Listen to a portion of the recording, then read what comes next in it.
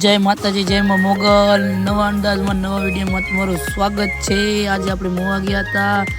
અત્યારે આપણે ઘરે જઈએ છીએ. આ અમારા ગામના પુલનો નજારો છે. કાંઈક જુઓ તમે, આવો અમારા ગામના પુલનો નજારો છે.